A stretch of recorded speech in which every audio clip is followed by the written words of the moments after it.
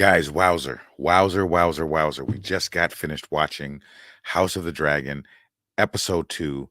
This did not fail to shock and astonish me as a viewer. Now, as I told you, I have refused to give you any spoilers of the actual story. I am enjoying it just like you are enjoying it. You see, my phone is going off the hook. Everyone's calling me. Everyone wants to talk about it. I got 1,000 DMs, but I had to come to you guys first. I had to come to you guys first. We had to discuss what is going on. I'm going to pause this for a moment, though. I'm going to pause this for a moment because I got to take a second. Jeez, wow. Okay. This was episode number 2, House of the Dragon, season 1. It started 6 months after the episode 1 events. So we're 6 months later, which is quite interesting actually, to say the least. I didn't expect it to do that big of a time jump. I actually assumed that we would possibly have a continuation of the events that happened. Damon leaving and taking his lady of the night with him. The king turning on his brother, so to speak. His brother seemingly wanting to protect the king and wanting to warn him about those around him, Otto Hightower, the Maesters, even Corlys, for an example. But this jumps ahead and they get right into it. I've taken some notes down. Obviously, I just saw the episode; it just premiered, so forgive me looking at my phone, getting my notes. I had to do it all. But the new intro. We got a new intro. We finally have a Game of Thrones-esque intro. Very interesting with the blood going through and the blood actually activating some of the growing of these cities and places. So it's warning you and it's letting you know that blood will flow, and for these places to flourish and take the reins, so to speak, right? To take over, there has to be bloodshed. So we're getting an ideal of that. We're getting a insight into how tough, and we should have gotten one last week with how the Gold Cloaks took back the city. Um, Now, if you saw the episode last week, we spoke on that, and I don't necessarily, I'm not backing the Gold Cloaks. I know I'm very Daemon Targaryen friendly because Matt Smith is a friend of our show. However, I do not buy that he's a bad character just yet. I haven't seen enough. I think they're showing you too much to make you think he's sneaky and conniving, and I think that's going to be the rub. Now, he may eventually be that way, but let's just enjoy it for what it is, guys, because we know the story and we all know that HBO embellishes and changes directions, and George has approved that in the past, so we're good here. But it was disturbing and awesome at the same time. Just blood, bloody rivers of blood everywhere, strewn all over the screen and causing growth in Westeros. And isn't that the theme of Westeros? Blood. So I love that. The crabs, geez, the crabs. But before we get into that, the dragons. I don't know if you noticed it. Now you obviously just watched it, so you may not have had time to really detail and go back and frame by frame look at the intro. But there is a ton of dragons in that intro, etching everywhere. So I don't know if it's necessarily calling back to Old Valyria, or it's letting you know what we're going to see. As they've told us before, we could see up to 17 dragons confirmed in this series. So that was weird. But the crabs, the bodies, and the crabs crawling out of them. But the weird part was there was one body that looked like he was still alive and he was moving while he was being eaten by these crabs. So we're seeing an insight into something very sadistic, and this is a real problem. And Corliss has been trying to tell the small council there's an issue with these people. These people are getting more and more aggressive, and we got to do something about it. And it's consistently being ignored, particularly by Otto Hightower. And I have a theory on that we're going to talk about later on in the broadcast. But Sir Harold, I love him. Again, I love him. If he's a bad guy, it's the biggest rub ever. But I like how he's presented. I feel that he is very loyal to the family. Rhaenyra, in particularly, maybe he looks at her as a daughter figure. Sure, I can imagine that. But he's one to watch. He got Um, he kind of got a promotion. So let's see what he does. I like what he's done so far. The Stepstones, of course. Hey, hi. Have you seen the gym from the inside? Hey, how you doing? Yeah, it looks pretty good in here, man. Looks pretty good in here. But the issue with them being scared of these pirates, them being scared of these crabs. They seem afraid. I understand that there's a certain level of, hey, we have to, be careful and watch our moves, but this thing is blatant. I know, right? Blatant. Damon takes Dragonstone.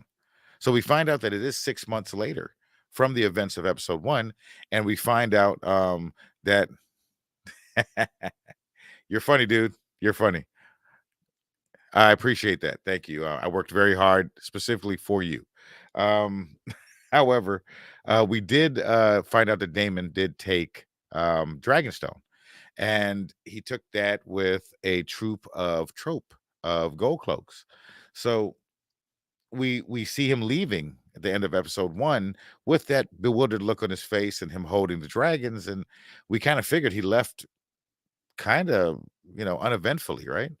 Like he just heads off, and he does not, just it's unceremonious, right? Like I would imagine a guy like Damien wanted to do something at that moment, and we find out he did. He went to his ancestral home of Dragonstone and took it over. And so, we as fans, we tend to want to, I don't know, come up with our own theories immediately. But I tell you, just for him, especially with him, just watch and be cautiously optimistic at where the character is going. Corliss, again, is talked down to. He is basically, he's the bottom of the barrel. And it's surprising because he has a lot of money. He's from one of the more prominent houses of Westeros. And he never gets listened to. He never gets his day in court. And for a guy who's a sea snake, he's the master of ships, he's the master of Driftmark, you would think that he would garner more respect from the hand. Now, obviously, there's an issue between he and Otto Hightower. I've told you myself that I think Otto Hightower is trying to maneuver against him. I don't know if Hightower has a problem with any of the Valyrians still here. Maybe he has a problem with his wealth, or maybe he has an issue with the fact that that house's prominence will overwhelm anything that he does. Now, again, Rhaenyra speaks up as well during this event and says something, and they're shading the king. Did you notice that? Did you notice how they shaded the king? It was crazy. They shaded the king. Now, they kind of gave Rhaenyra busy work at this point, right? Now, you saw how they gave her busy work, told her to go pick the new King's Guard, and then she ends up picking someone that Otto didn't like, which is weird, right? Otto's very creepy. He just like came out of nowhere and was like, "Hey, Princess Rhaenyra, what are you doing?" Right?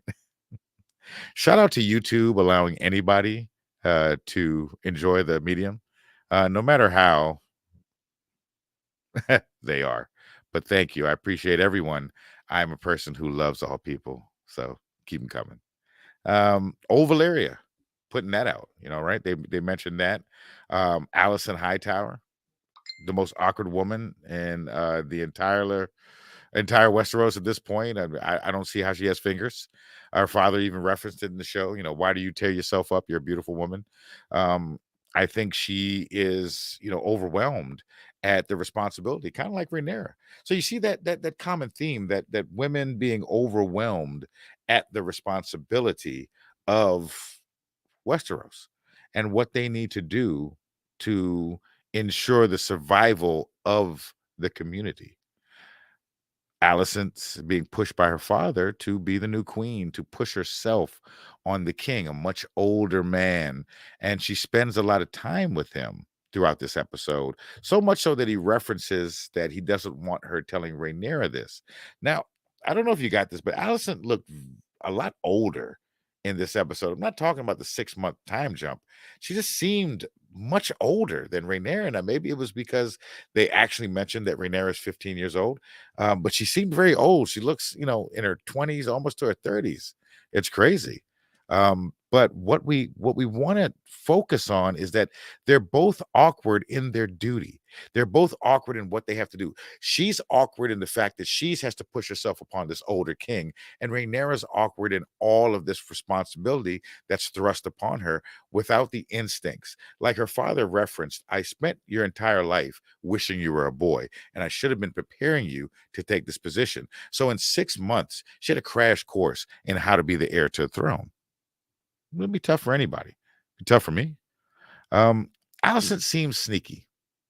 Now I don't know if maybe she's sneaky because she has a uneasiness with what she's doing. She's trying to play the game. Her father is telling her one thing, and Rhaenyra is her friend apparently, and she's kind of macking on her dad. So maybe she doesn't know how to kind of say that. And we see that at the end, right? We see that at the end when she's announced, and we'll get into that soon. But we see that at the end, and you kind of see that there is an uncomfortability with where their lives are going, the turns that they're taking. Um, Rhaenyra is showing weakness to a future enemy at that point too. Um, Now the King and Corlys, they keep going back to this. Now, if you see this episode, all through this episode, the King and Corlys are going back and forth. There's this uneasiness, right?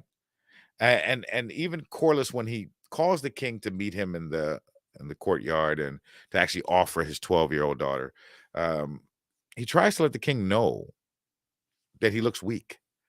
Every move he's making looks weak, from allowing Damon to take Dragonstone to allowing these pirates to operate with impunity to allowing Otto Hightower to pretty much talk down to him, and run the kingdom for him.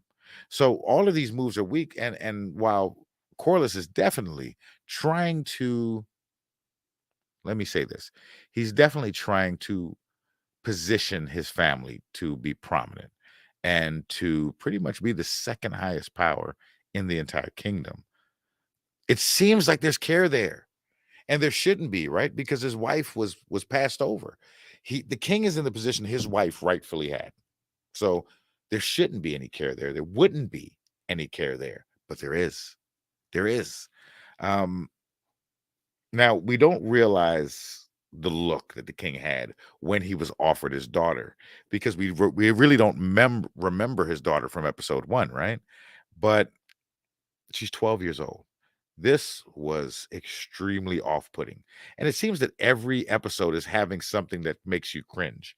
The first episode being the C-section scene, and then this episode with this little girl, this little baby girl. She's so much smaller than the king when she's walking next to him, and maybe the writers framed it that way just to show you the ridiculousness of a 12-year-old with an older man.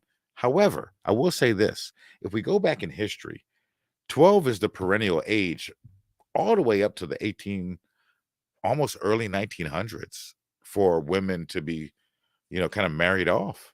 And in this particular time frame, medieval, 12 would have been nothing, to be honest.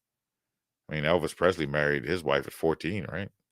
But there wouldn't have been a real big backlash.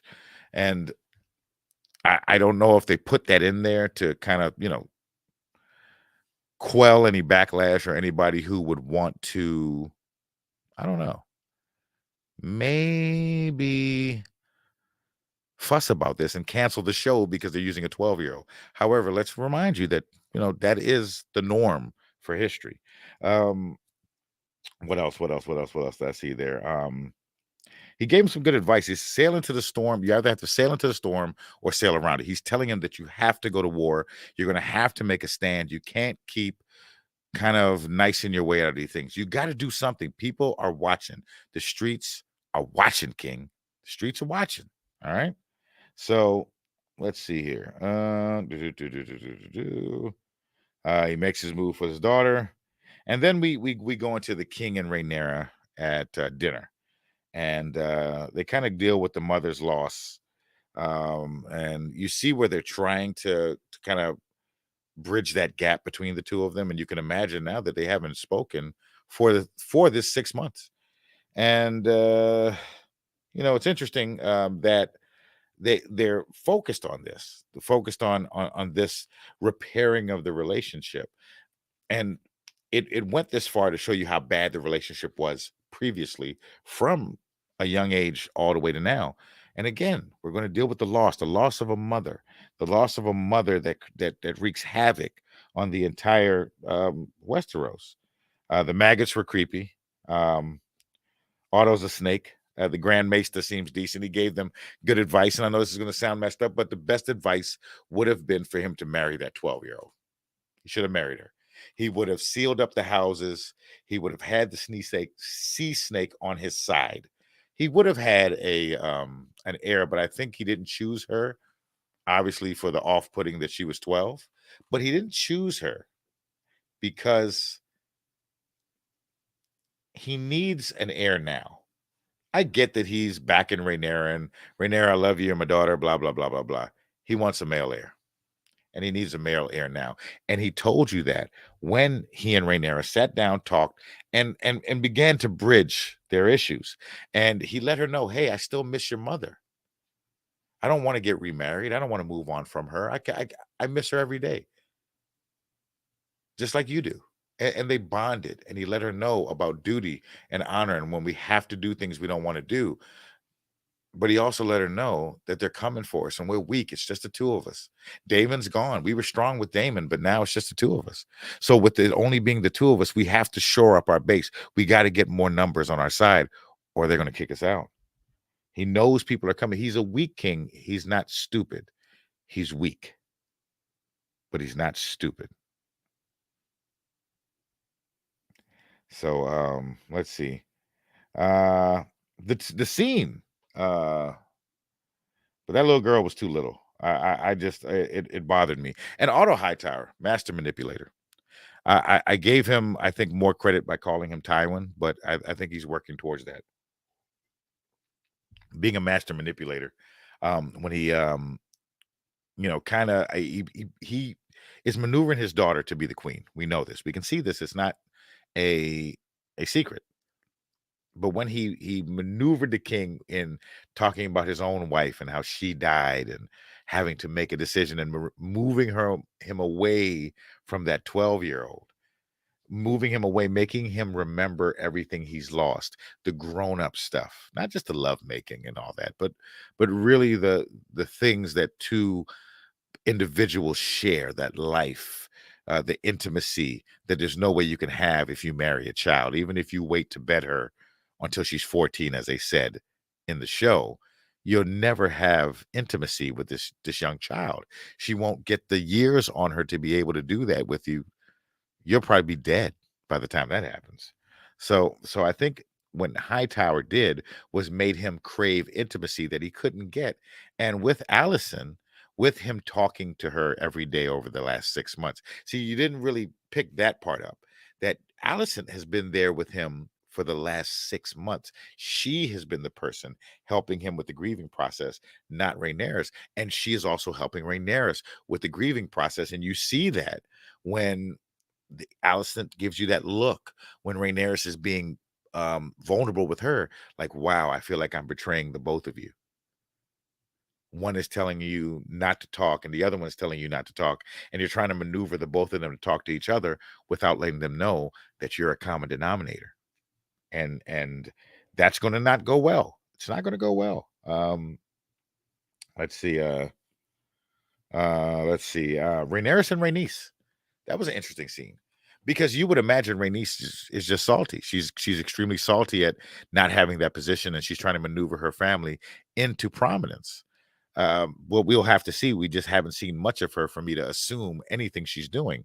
However, and this is a big however, um, this may not have been the conniving move we think it is. Now, Rhaenyra is arrogant at this point, and she's, I guess, wary of her aunt, wary of her, and I would be too. I would think she's giving me the wrong information. You're trying to marry my father off to a child.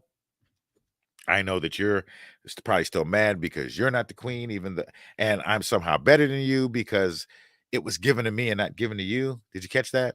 Ridiculous. And she's going to pay for that. But I got a more Cersei Sansa moment where this older woman who'd been through it is letting you know that this is all fleeting, honey. Happiness is fleeting, especially for a woman. And at some point, they're coming to get that. They're coming to get that. And maybe, just maybe, you can still get something out of it if you listen to me. So was Rhaenys trying to manipulate Rhaenyra?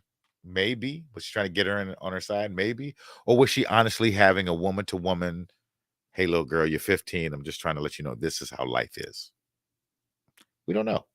We're not sure. We won't be sure until we get further along in the show. Now, what's funny is I'm watching it again as we're talking, so I keep looking off to the left. Um, hey, hey, look, Lady Tisha. Lady Tisha, do you see this? Do you see the trolls? I love it though. I love it. I love it. I will star every one of them. Yes, I'm watching it too as I'm talking. I just had to get on and talk about it. I didn't have anything planned. It was just crazy. It was crazy. I don't know how or what to expect from this next one, but if the jump is as drastic as it was from episode 1 to episode 2, crazy. Yeah, that's Cersei and Sansa moment. I saw that between Rhaenys and Rhaenyra. Like she's trying to give you game, but you still got to watch her, but she's trying to give you game. She's letting you know, don't don't get it twisted, girl. They don't want you there. And she let her know that the king is weak, but he's not a fool, and that the men would sooner scorch the entire kingdom than allow a woman to lead. They will not follow a woman. She is letting you know that, kid. But you're 15, you don't know this. Okay. Um, I think Rhaenys is jealous, but I think Rhaenyra is arrogant. Um, Allison thinks she's slick, but I think she's judging by all the twisted movements and chewing your fingers off and everything. She doesn't want to be there. But I think she is liking the king though. She's feeling him a little bit. I don't know if she bought that present for him, the little dragon, but I would imagine that was an auto high tower move. But if she did, I think she is feeling him because at the end of the day, the king seems to be a sweet guy. You know, he doesn't seem to be one of those crude, mean, medieval guys who would be. He's definitely not a Robert Baratheon, no. Not a Mad King either. He's the other side of the Targaryen coin. A nice guy, which means we got to watch out for Daenerys. Rhaenyra, excuse me, Daenerys. No, she was crazy, but 172 years later, we'll see that, right? So let's see. Daemon takes the egg. Um, he takes a wife too. I didn't see that coming. I didn't see him marrying that chick. That was a surprise. That came out of left field, and I'm normally pretty good at that. That came out of left field. I thought she was just, a concubine. Because it wasn't like, let's be honest. It wasn't like they had, a real passionate kind of thing. He really wasn't into it when they did do it. So there wasn't a lot of information there to imagine that he would be so enamored with her that he'd take her with him. But, I don't know. I don't know. Hightower oversteps again. And forgot that Damon had a dragon. So Hightower, of course, he goes and he wants to try to get it back because he's trying to maneuver the king, of course. The king can't go, obviously, because it's not that he's afraid that the king or Rhaenyra would get hurt. The king can't go because you will make up with your brother. That's your brother. Your brother loves you, doesn't have a problem with you. Your brother hates me, and I am trying to separate the family. So if you go, or if Rhaenyra goes, we will see what happened, which is a family that will not fight each other. Now, I loved and was freaked out by Damon's dragon. That roar and laugh at the same time. That was cool. That was cool, and I like it. I like that they're separating these dragons, not just by look and features, but by vocal inflection, by voices, by roars. They are distinguishable from the other. Why do we think they're doing that? 17 dragons, people. They got to be. We just can't have a bunch of muddled roaring going on. Roar! It's crazy. Let's see. Again, Renara seems jealous of Damon's new thing. Did you see that? She don't like her. She don't like her at all.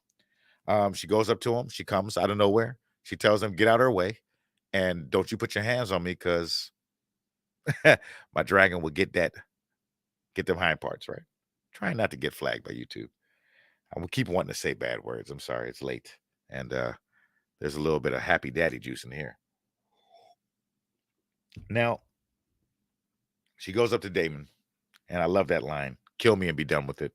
If this is what you want, if this is what you really want, I don't think Damon wants that. I think Damon is still trying to somehow save his brother's reign. Maybe I'm wrong. I don't see the badness in him. Everything that's being told about him is secondhand. Have you noticed that yet? From the king, for a couple hours, or all of this is secondhand. You're not hearing these bad things directly from Damon. Matt Smith should get an Oscar. Should get an Oscar. I'm just saying. Should get an Oscar. Throws the egg. Throws the egg at her. Said, "Here, you can have it. Have your little brother's egg." Because Rhaenyra wants that egg for herself and Damon's baby. That's right. These are Targaryens, y'all. That's her man. Damon is her man. Don't get it twisted. That's why she's not tripping off of being the heir. Watch what I say, y'all. Some nastiness going on. Yeah, she wants that for their baby. Otto realizes at that moment. Did you notice that Otto realized at that moment that he cannot control Rhaenyra? He up until this point, he thought he can control the existing family. He couldn't control Damon, and Damon sees him coming. So he separated Damon. So he thought. He thought he can control Rhaenyra through his daughter. It's not happening. That girl is another Shay. She's looking for a come up. Damon is just using her for the time being. She'll go away. He doesn't want her. She's a pawn. The sea snake. Wow. Let's see. She doesn't trust Otto. You can tell already. She doesn't like Hightower. She reminds the king of her mother a lot. She's happy that he misses her. They have that moment where they bond. I love that moment. They bonded. They understood, and she gave him permission to get remarried. I did like that, and I love that that they're trying to repair that relationship, because it's going to get rocky. I've always told you that there's two common themes that I see in Game of Thrones. There's one that happiness is fleeting. You're never going to have a consistently happy time. There's always going to be something to pull the rug from under you. And the other thing is that mother figure. Did you see where Alicent and Rhaenyra bonded over the fact that they both lost their mothers? They both lost the little bit of softness that was in their lives on this cruel, hard world of Westeros.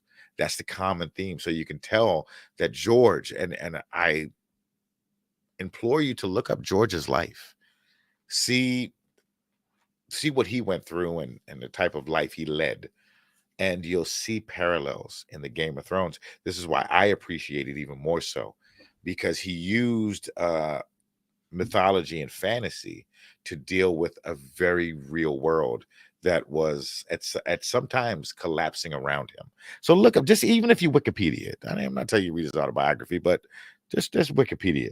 Our first dragon standoff was nice, because you did see a standoff between Damon and Rhaenyra's dragons. Not much, but we saw it. It's coming. Let's see. Now, why did the king pick Alicent?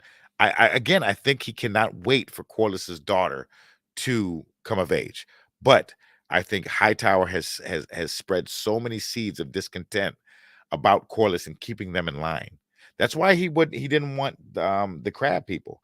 That's why he didn't want the crab feeders to be fought, because they were initially attacking Corlys's ships. They're destroying Corlys's livelihood, and they're hurting him. And he gets into that at the end of the show, letting you know, I built all this from the ground up. I'm not wealthy because it was given to me. We fought and we scraped for it. And now you see more so Hightower wants to cripple Corlys, and and eliminate an enemy, eliminate somebody who can challenge his power over Viserys. Um, I still think Damon is protecting his brother. I still think he's protecting his brother. I don't see him not protecting his brother. I think he's doing it. So I want you to just give Damon a chance. He may end up turning over, and if he does, great. But just watch it as it's coming across. I enjoyed this episode immensely. I'm going to go back and watch it right now, and we may have another one for you. We have another podcast coming out Tuesday that surprisingly I did before this episode came out, and it's going to be a companion to this episode, actually. So you're actually going to really enjoy the podcast coming out on Tuesday. This one, I'm probably going to, it's live, so I doubt I'll even make this a podcast. Just like, share, and comment, people. Go over to Lady Tisha's page. She's got some wonderful art for you, and we'll be seeing her real soon. But I got to go. I'm about to watch this again. Whoever you are, wow, you said a lot of things in my chat. That was kind of weird. Tisha, we're gonna be talking later. I'll message you later. I'm about to go watch this thing again and get a little more daddy juice. Great second episode. Great second episode. Off-putting, eventful, very deep, thought-provoking. Y'all are doing your thing. Keep it up. So I'll see you next time. Peace from the south side of Westeros.